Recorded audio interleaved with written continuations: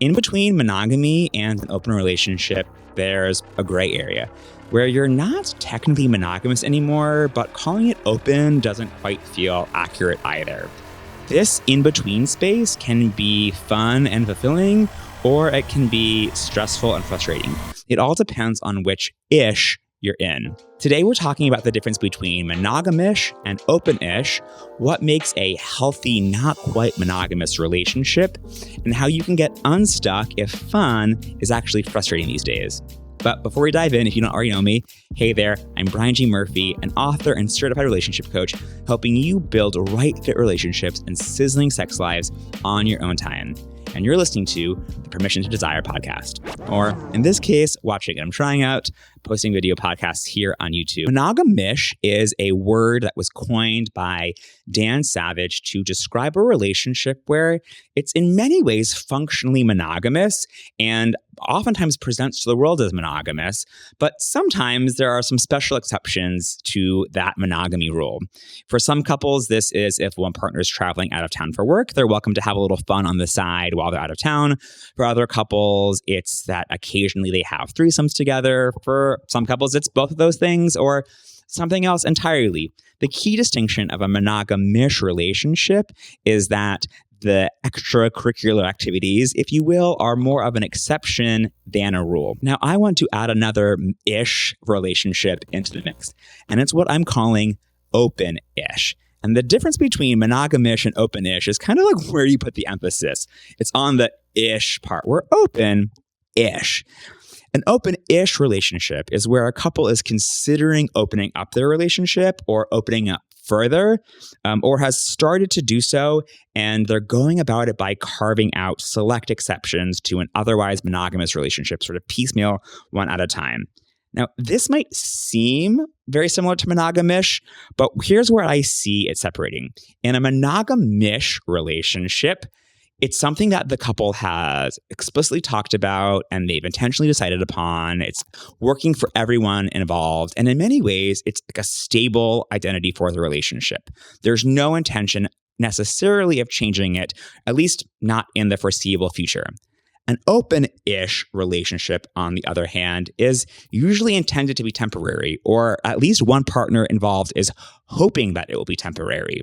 An open-ish relationship comes about when you're starting to open up the process and you're feeling it out and trying to go slowly to perhaps protect one of the more hesitant partners, or because one partner or both partners is not fully committed to the idea of an open relationship. In these open-ish relationships, agreements are often fuzzier or in flux in contrast to a monogamish relationship where it's very clear and everyone is on the same page. In an open-ish relationship, oftentimes one partner or both partners is wishing things would be different, whether that is that they had more freedom and flexibility in the openness, or whether that they're hoping that it would go back to a monogamous relationship or a more contained monogamish relationship where they only play together or they only play when they're out of town, where the openness is fewer and further between. So who is a monogamish relationship right for? A monogamish relationship might be right for you and your partner about being occasional dalliances outside of monogamy, but that to be the exception rather than the rule. And whatever arrangement that you come up with, whether that's only ever together, only ever when you're out of town, XYZ, that you're both happy and content with this arrangement. You intend it to be this way like for forever. If you don't feel good about the way things are right now and you're hoping that they will change, you're probably in an open-ish relationship. So signs that you're in an open-ish relationship are that you're hoping things will change, that you will open up further or that you'll go back to a more closed or contained version of open. You might be wanting to hook up separately, but you can't yet. You might be wanting to hook up more often than you feel like you're allowed. And in an open-ish relationship, there's frequent tension over how often, how many times with one person, who you're doing it with, what context, where, things like that. If you have ever been talking to a person on an app, like a dating app or on Instagram or Snapchat, and you find yourself saying, I wish we could, but I can't, yet, those are all indicators. You're saying I can't rather than I don't or I don't want to. And you're saying yet, and that's implying that you're hoping things would change. That in your ideal world, whatever it is you're talking about is something that you would be able to do. And so that says that things aren't as stable and fixed, decided upon as you might have otherwise hoped. When you're not exactly clear on what you're doing, or if this new arrangement will be permanent, or where you're just sort of gritting your teeth and bearing it and hoping to get through it, or if you feel like you're constantly walking on eggshells around one another, or you're hoping that you can just sort of pout your way through this and get your partner to change his mind, then you're both going to feel frustrated constantly. And that is like not a good place to be in. The sooner that you can make a decision and take some action, the sooner you will start to feel better. If you want to feel confident in your relationship again, private coaching can help you get there faster and with greater ease. Together, we will come up with a relationship structure that works for you, and you will learn all of the skills and tools that you need to thrive in an open or polyamorous relationship over the long term. Go to thisisbgm.com/apply to schedule a free next steps call where we will dive into the specifics of your relationship, what shifts you're hoping to make, what obstacles are standing in your way, and I will map out for you the most important 3 things for you to focus on next. And I can share how coaching can support you in that plan. But that plan is yours to keep whether or not we end up working together. So I want to help you take action quickly and get out of this stuck, frustrated-ish and into a structure that works for you. Again, that's thisisbgm.com/apply. Now, can an open-ish relationship work? Yes, if it's a process that you're going through rather than a place that you arrived at. I have a client and he has been with his partner for 10 years now. And most of that time they've been monogamish. So they're mostly monogamous, but occasionally they play together and have some threesomes. More recently, they've been considering opening up their relationship to include playing with other people when the other one is not around, whether that's like at a party and things just sort of like happen off to the side, or like making plans to go do things with other people. In order to decide if shifting their relationship structure in this way is right for them and how to go about doing that, we set up an experiment where they would test this new way of relating out for a limited amount of time and then come back together. In their case, there was a period of about a month where one of them or the other one was always sort of going to be out of town, either like traveling for work or visiting family or other things like that. And so whenever one partner was away, the other one was free to hook up separately. Then when they got back together, when they were both in town after their respective travels, they reconvened, they debriefed, they talked about what they did, they talked about how it went for them, they talked about their feelings all around it, and they started the process of considering if they want to make that something that they do again. So what makes this version of open-ish healthy? In their case, and in a case where open-ish works and is healthy for you, it's intended to be temporary. It's a process where you're figuring out what changes you might want to make and how you're going about doing that. There was a clear question that they were trying to answer, and there needs to be a clear question that you're trying to answer if you want open-ish to work for you. And they had regular communication throughout. They talked about exactly sort of the way things would go when they were apart. They kept in touch while they were traveling and update each other on their adventures. And when they got back in town and were in the same place together, they talked about how it had gone and how things would go again in the future. You could also see actual changes taking place over time. Before this experiment, they had a number of conversations about why they wanted to make these changes, what they were hoping to get out of these changes, what they were nervous about, where they could anticipate things going wrong, potential communication breakdowns that they might have. Each conversation was a new topic that they were working their way through. They weren't rehashing the same thing over and over and over again. And then, of course, they got to the experiment part and they did something different. They took action. They're not just perpetually talking about will we, won't we, should we, shouldn't we for forever. So that's best case scenario of an open-ish relationship. When might an open-ish relationship become a problem? Well, it becomes a problem if you are not having regular check-ins, if you're not talking about it and you're just sort of hoping that eventually something will change. You can wear your partner down. Either he'll just get over this phase and go back to monogamy or a more monogamish scenario, or on the flip side, that you'll wear your partner down and he'll just somehow magically get comfortable with the whole scenario and it'll all sort of be better. It also becomes a problem if there's no specific decision you're working towards. Like, do you know exactly what you're considering changing in your relationship? More or different or like more open is like not specific enough. Is it like, I want to play separately? I want to go on dates. I want to be able to X, Y, Z. What is it? And also it becomes a problem if you're not trying new things. If you're sort of like stuck waiting. So how do you get unstuck if you find yourself in this like murky-ish, this open-ish situation? Well, I've got 4 things that you need in order to successfully get unstuck and move through and come out on the other side, ready to rock and roll and have some fun.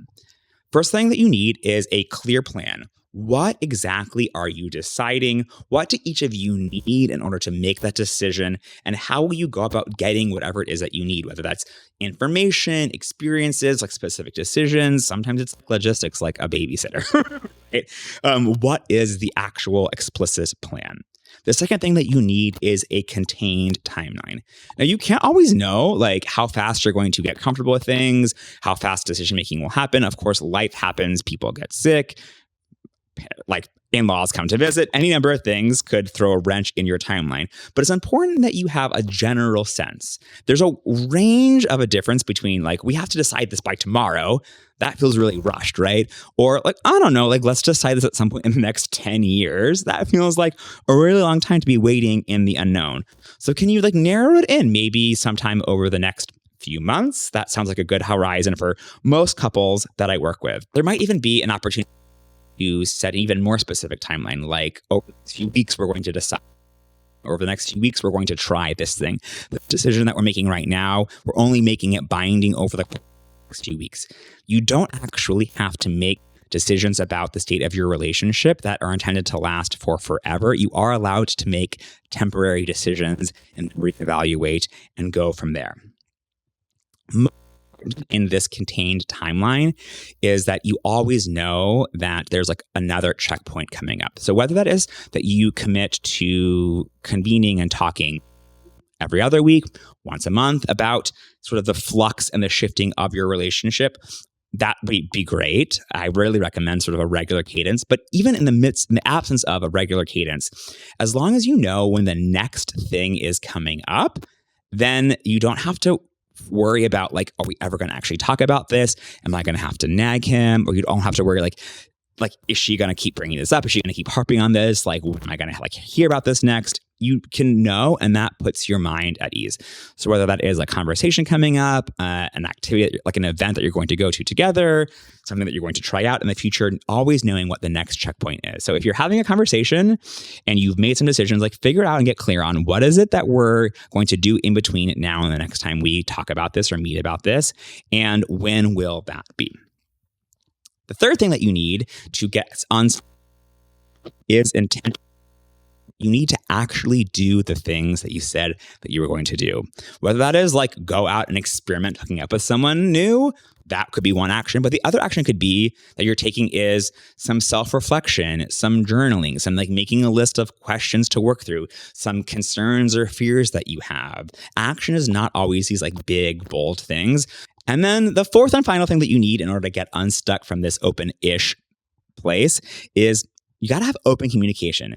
You've got to be able to talk calmly and directly about what it is that you're hoping for, what you're wanting, or like what you're nervous about, what you're scared of, why you don't want it.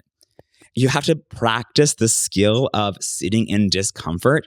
Like sometimes you're going to want different things. Sometimes the things that one of you says or does or wants or believes in or values like might be out of alignment with the other person, like might make you nervous or uncomfortable. Like, can you practice sitting in that and not immediately reacting?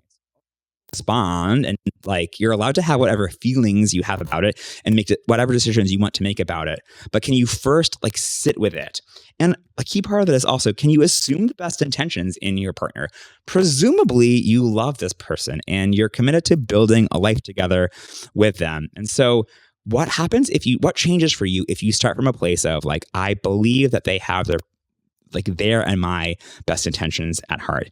If you don't, or you can't believe that they've got your best intentions at heart, that is a issue that you're going to really want to dive into with each other, probably with the help of a supportive professional like a therapist or a coach. Because if you don't really trust this person that you're building life together, the like, how open should we be question is actually of secondary concern.